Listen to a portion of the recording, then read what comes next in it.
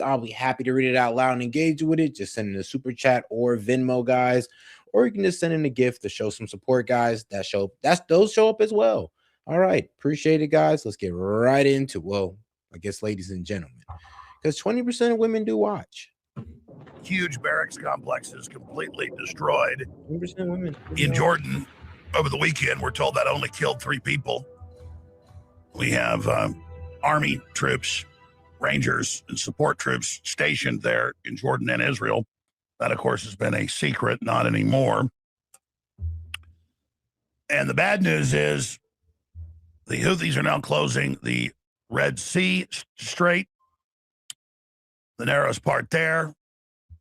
The Iranian government said, well, you've targeted our leadership in their homes, so now we're going to start targeting the leadership of the Gulf states and Israel in their homes. Yeesh.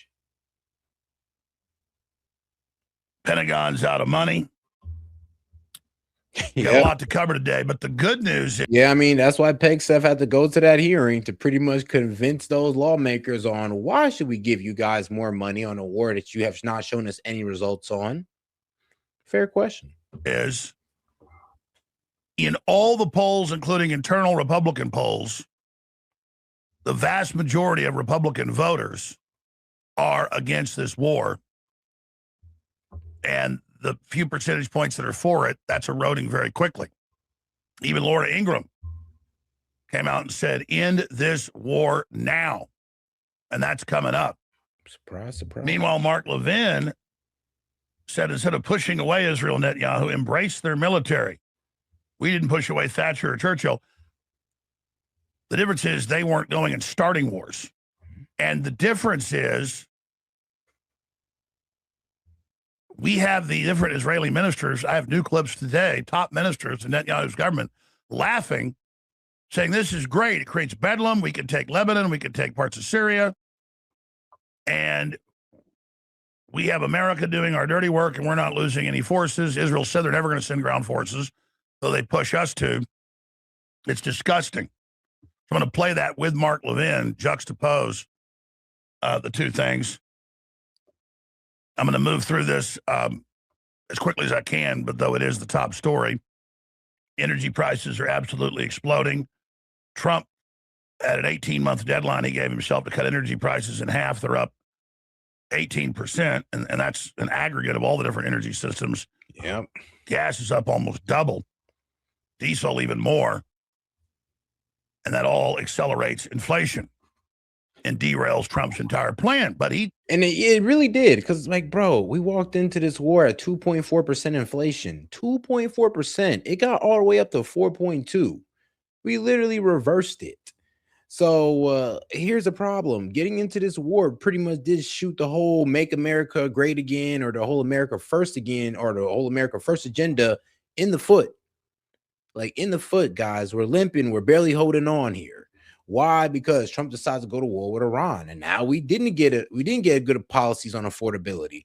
I mean, they're holding up the what was it? The housing affordability bill for the Save America Act. And look, I'm all about election integrity, but I mean, maybe you guys should just get the win with the Housing Affordability Act instead of just trying to amalgamate the two. I'm sorry, but it is what it is. And we're not even getting that, though. I mean, like, come on. You got into a war that drove up prices, and you can't give us a Housing Affordability Act. Was told by Netanyahu the war would last 4 days. So we have all of that amazing news. Then we've got the domestic front with the Democrat Socialists of America and all the horrible things they're announcing. Abolishing the U.S. Senate because it's not democratic to popularly elect people. That's oxymoronic. It's like the climate czar, Kerry, a few years ago, said we got to get rid of half the farms or people will starve. We got to blow our heads off with shotguns or we might bleed. We've got all over the country in Democrat-controlled cities and states, men are allowed to urinate on children, expose themselves at parks, and the police say it's the law. They're allowed to. It's liberal. I'm not joking. In Maryland and Oregon and many other places, we have video of all this. Yeah, Oregon, I can believe that. Go to a concert, guy runs up, pulls his pants down, pisses on you and your kids. Police say that's a loving liberal thing. They made pedophilia legal down to age 12 in California. I mean, it just illustrates who they are. Oh, Islam's rampaging as usual. The AI debt bubble, experts believe, and I agree, is getting ready to burst. We've got so much. Trump refused to leave the stage. Oh no, that AI debt bubble is getting crazy. Like I said, to keep up with it, like these guys are spending more on infrastructure than they're actually profiting off AI. So, your favorite AI like Claude or ChatGPT, which I know Claude's Anthropic and ChatGPT's open AI. Yeah, these guys' infrastructure costs so much that their profit goes right into it. Like they're running at a deficit, but yet but apparently they're the guys holding up our economy. And I'm telling you guys, this is not good. Like, no, I don't know why they're putting so much in on AI. Oh yeah, I know why. Because they sold it to pretty much to the corporate elites that, oh yeah, we're gonna be able to replace the workforce, drive up productivity. You just got to keep investing, even though you'll see no returns. But don't worry, if you keep investing, we'll eventually get to that goal that you want. And it's kind of blowing up in their face. As it should, though, as it should. The World Cup on purpose. I guess it's part of that frontal lobe dementia kicking in where they act like babies.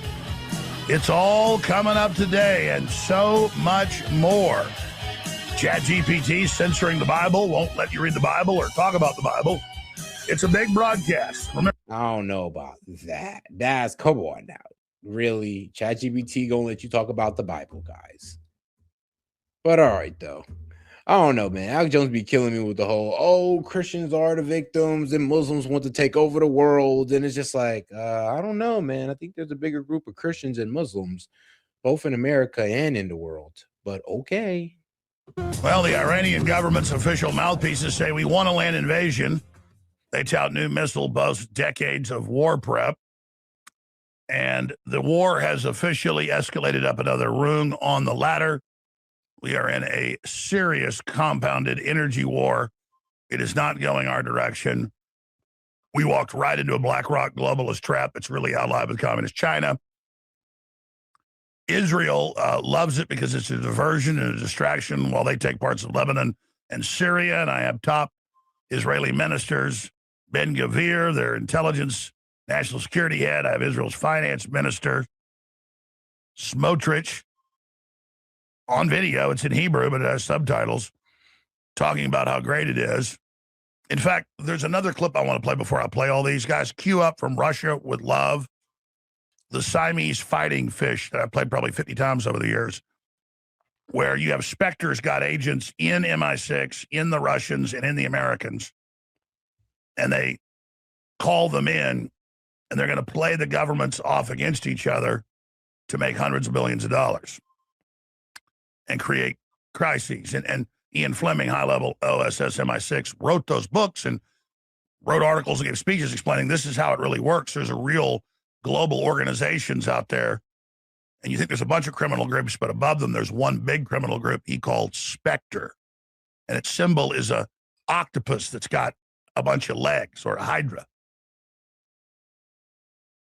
And in Marvel Comics, you've got Red Skull, that's the Hydra. Hail Hydra! Well, they're just throwing it in your face. Or Cobra. Why does Cobra? Why does he wear a mask? Why does Destro wear a mask? Because he's an international arms dealer.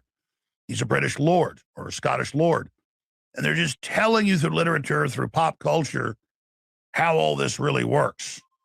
So you got one hell of a broadcast, huge guest coming up today. I'll tell you about in a little while. Massive information, so many domestic fronts to cover as well. But this is a serious situation. Yeah, so let's start with this. Let's cue this up when she gets called in at the beginning of the meeting. It's only a few minutes long. Then I'm going to launch into the real world, what's unfolding here. You've got Israel with its lobby starting the war on the 28th of February, dragging us in, trying to take over our military with the Defense Authorization Act, Section 219, well, Section 224, they've changed it. And that's one level, but then you've got BlackRock and the globalists in China wanting it to be the new center of power economically and want this war to economically sabotage us. Trump's being told it's about us controlling the IMEC corridor. It's actually the opposite. That's what's unfolding. And then coming up, Pentagon out of money, Red Sea blockade, new threat. They've basically closed it before, and our ships pulled out, so they could do it again. Let me show you these articles right here. And then the Pentagon sinking billions into Iran war is quickly running short on cash. Don't worry, they'll give them a few $100 billion more. It's costing $2.3 billion a day now.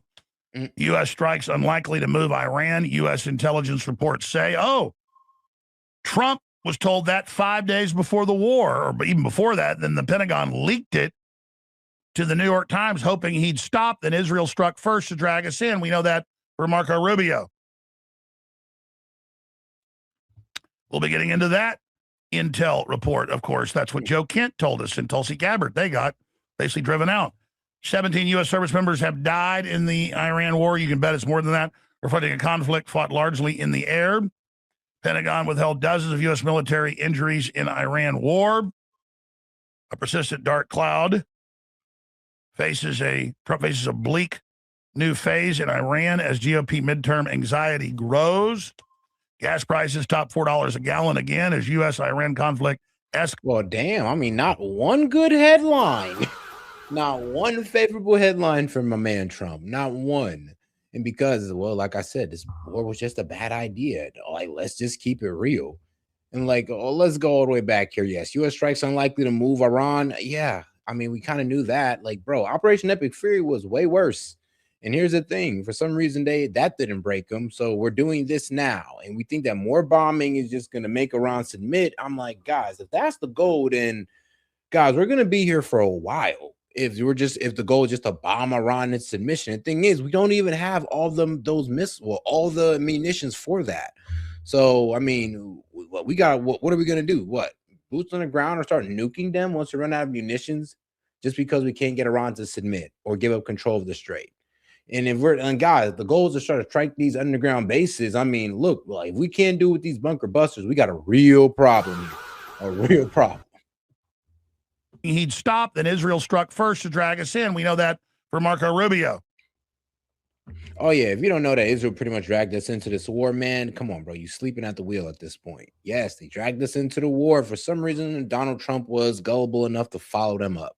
As all the other presidents said, no, Israel, we're not going to follow you up on bombing Iran. Donald Trump said, okay, I'll do it. Don't worry. I'll be a good boy. And he did it. And here we are, guys. Like, look, it's not that Trump is the bravest president ever. Sadly, he's a bit gullible. Apparently, all you need to do is just, glaze him a bit, boost his ego, and he's going to do whatever you want.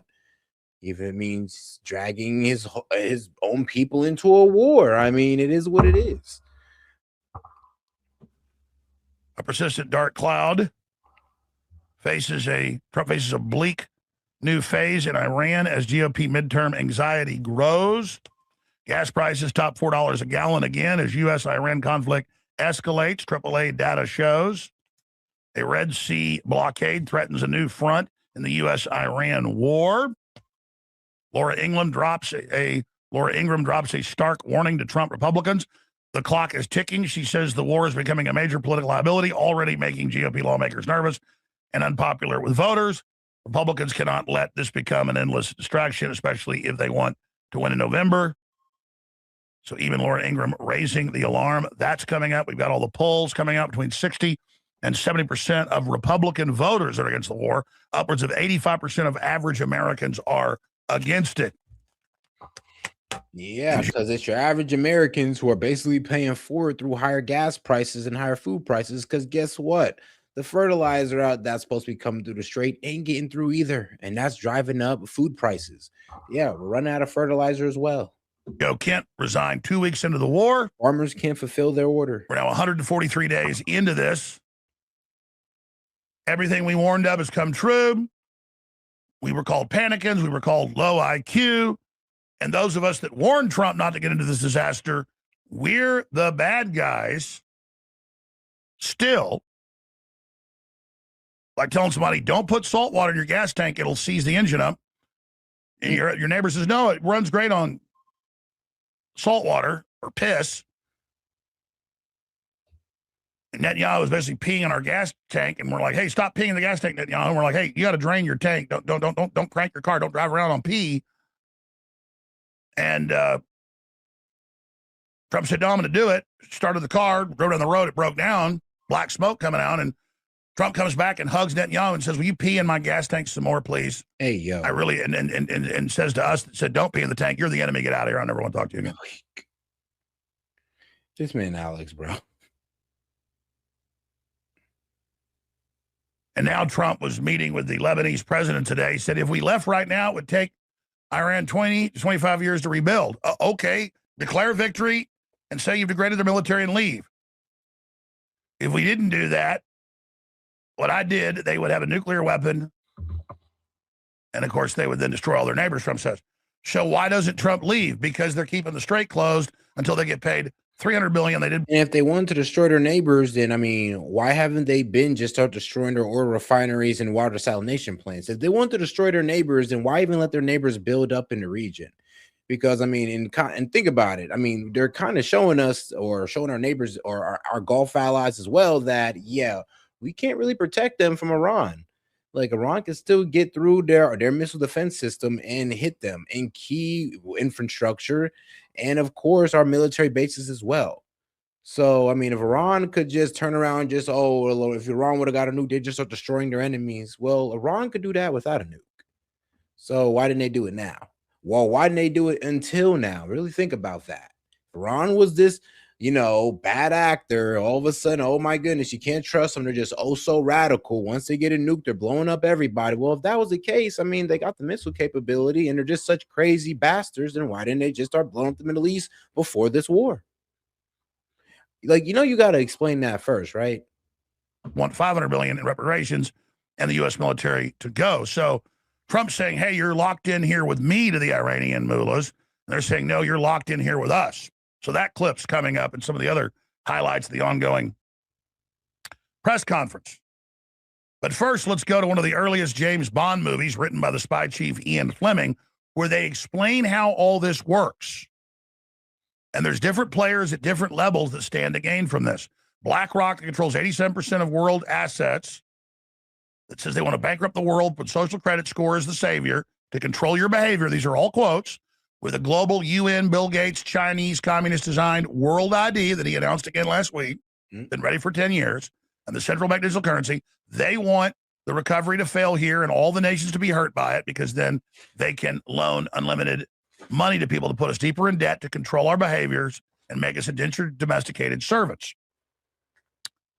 And then Israel wants its larger expansion, greater Israel, and it's got the muscle in the lobby and how it's doing whatever Israel says and the Christian Zionist brainwashing, fetishizing, doing whatever the leaders in Israel say, whatever King Herod says. When he cut John the Baptist's head off, he was good because any leader of Israel is good. Jesus wouldn't do what the leaders of Israel said. He was killed.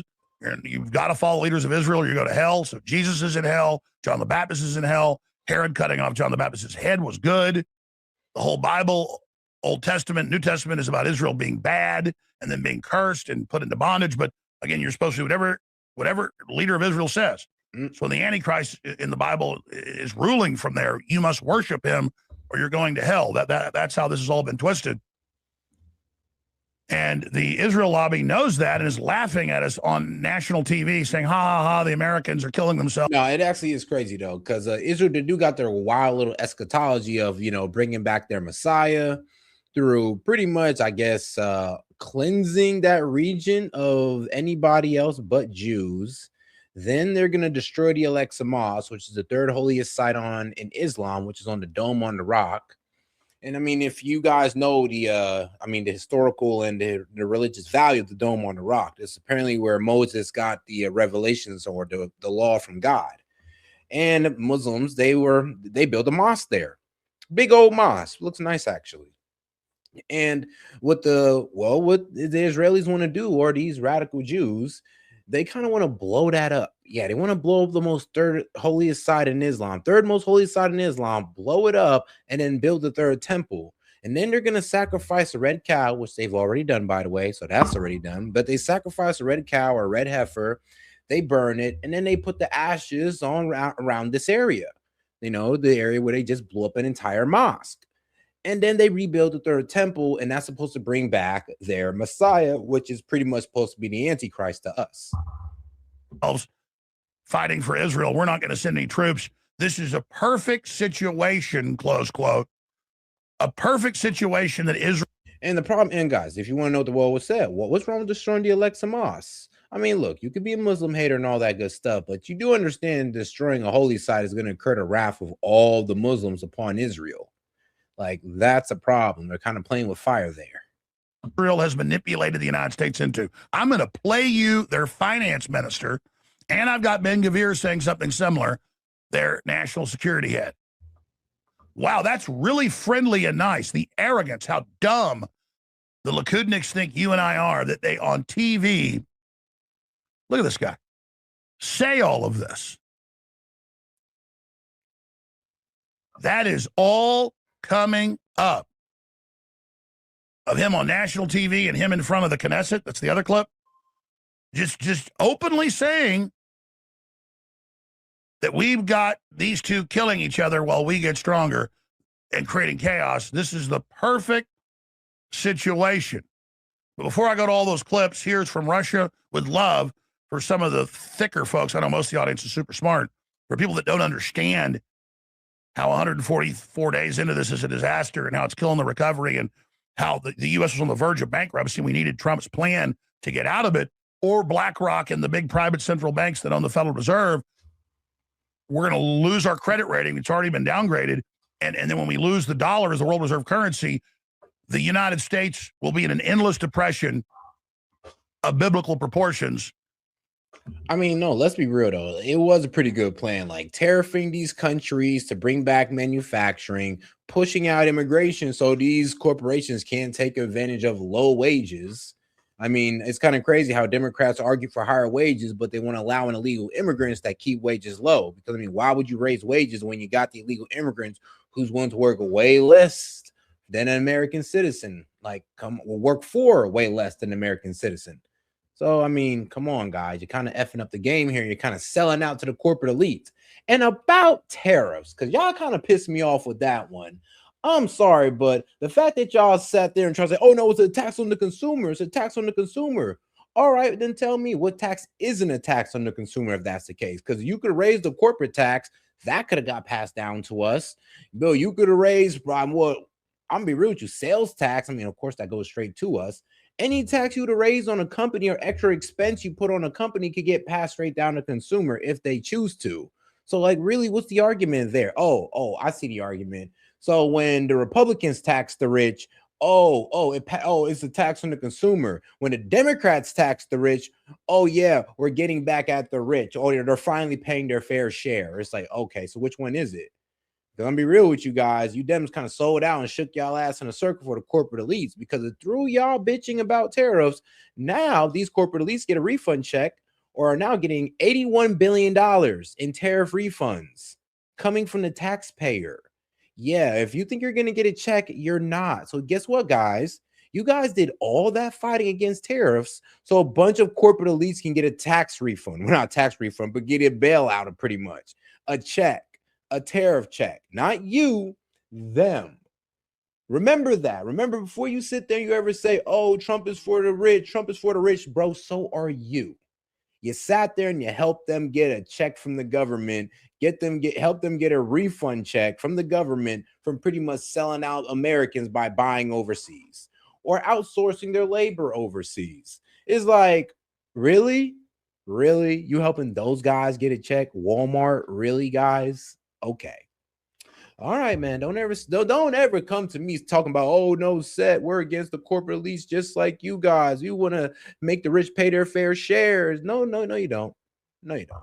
You had your chance to walk alongside with us in that endeavor, and you chose to help them get their money back. And literal hell on earth, which bro, not just America. Can you imagine if Dems raised the corporate tax, right? And us Republicans sat there, or conservatives sat there and said, oh, no, there's a passing it along to consumer, right? And imagine if we started bitching so hard that we actually got the Supreme Court to bring it down, right? And then because the Supreme Court brought it down, now we got to give all the tax revenue back to those corporate elites, back to those corporations. Dems, y'all would lose y'all shit. Let's be real. The world has been positioned for the global collapse, and then the UN and BlackRock come in with the global central bank digital currency, global social credit score, universal basic income, unified ledger where everything you own, your house, your car, all of it's put in one AI-controlled ledger, and you don't own it like Klaus Schwab said years ago, you'll own nothing and be happy. Yeah, now we've got quotes here. We cannot stop destroying houses in southern Lebanon. We cannot stop, period. Israel Minister Ben-Gvir's made new statements. We cannot allow the population of southern Lebanon to return. We must continue to control the territory, even if Trump disagrees. He said last week, we're going to burn all of Lebanon and take it all. And so that's Ben-Gvir responding to Trump with the Lebanese president, who's been working with Israel, by the way, and saying, fine, blow up whatever you want. We're your friend. Kill whoever you want. Send in, Al-Qaeda out of Syria. We'll do whatever you say. Our legs are spread. Our feet are behind our ears. And Trump's like, well, we're going to get Israel out of there. That's what he just said. The ongoing press conference right now. And guys, let me tell you why I'm so pissed about this. Because you know what, bro? Like I said, you're wrong. No. Who pays the tariffs, guys? The U.S. company pays the tariffs. Yes, the big corporations, they pay the tariffs. They were the ones paying the tariffs, guys. And depending on the industry, and guess what? Depending on the saturation of that industry, aka the competition, that depends if they were able to drive up their prices. Guys, when Trump had his tariffs on, inflation was going down. So you guys were talking about, oh, it's a tax on the consumer, it's inflationary.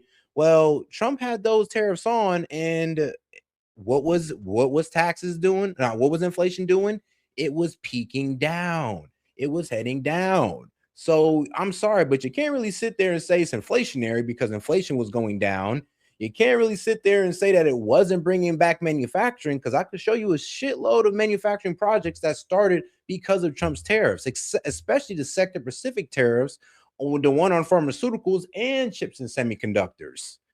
So here's the thing. The problem is, like, you guys didn't even understand what the mission was. You just hated it because it was Trump, sadly. And I mean, you should honestly have a better argument than, oh, it's Trump. But no, what you sat there and did was you shook your ass in a circle for the corporate elites to get them a check. Congratulations. And yeah, I mean, and here's the thing, Dems, instead of bitching about a plan or bitching about Trump, tell me, what was your better plan? Oh yeah, you guys didn't have one. It was just the F Trump show for like 4 years straight. Like, I'm sorry, guys, but that's not a plan. You had no plan for the economy. You had no plan for immigration. I mean, Dems, no, please tell me, what was Kamala Harris's plan besides raising taxes? What was Kamala Harris's plan for the border? I mean, she said she wanted to keep things the same way Biden did. So, I mean, like, look, you can't get mad at people for voting for Trump when you Dems had no plan but to criticize Trump and thinking that you were going to fearmonger on Trump enough to where it was going to turn people away, when all you did was just bring more attention to him, which is actually funny because you know what? Like, what the left did to Trump is exactly what the right's doing to Zoran Mandani. It's actually funny. But, yeah. I'm gonna be real with you, Dems. Is like, come on, now. That's one accountability that y'all just skirt. It's like, bro, all you had to do was just have a better candidate than Kamala Harris, and we wouldn't, you know what? We'd probably had a better candidate to vote from. But all you had was somebody who was about to carry on worse policies than her predecessor, and we were just supposed to vote for that because, oh, F Trump? Yeah, no. Oh, no. Sorry. That was not the best thing for y'all to say. But I mean, the Dems gave you guys no other option but to support Kamala Harris. So I kind of feel bad in that regard.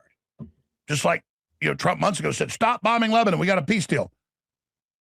I order you to. And Netanyahu said, F you. And Ben-Gvir, who's got more power than Netanyahu, he really calls the shots. He says, hey, we ain't leaving. It's like Wolf of Wall Street to him when he says, we ain't leaving. You're going to have to send in the National Guard to get me out of here. You got to bring in a wrecking ball.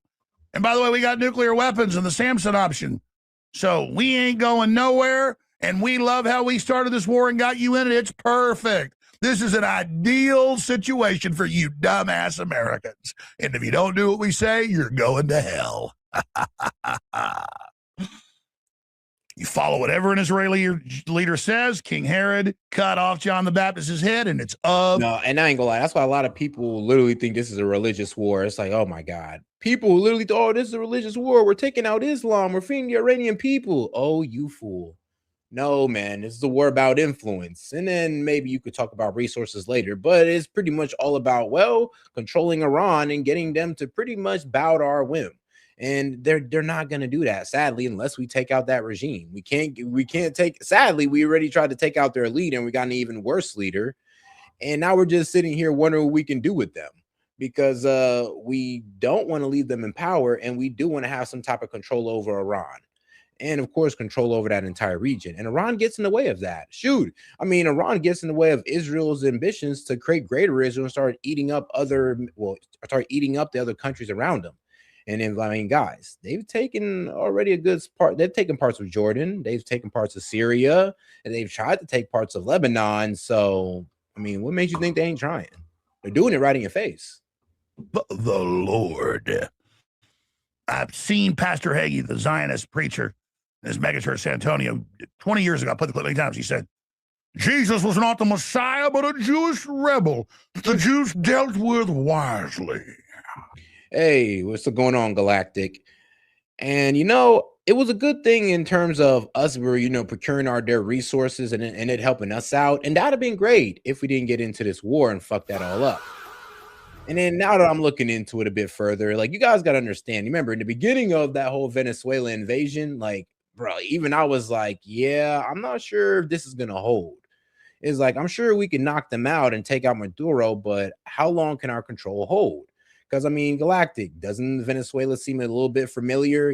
We take out a so-called democratically elected leader. We replace it with a puppet of ours who's pretty much selling out her people's resources to the United States. And I mean, the last time that happened, the whole country rose up and, flipped the entire government on its head. And then it turned into the most anti-American government in the world, Iran.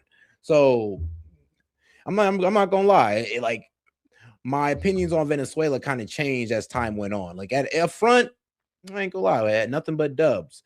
But as time goes on, I'm starting to see that this could turn into another Iran.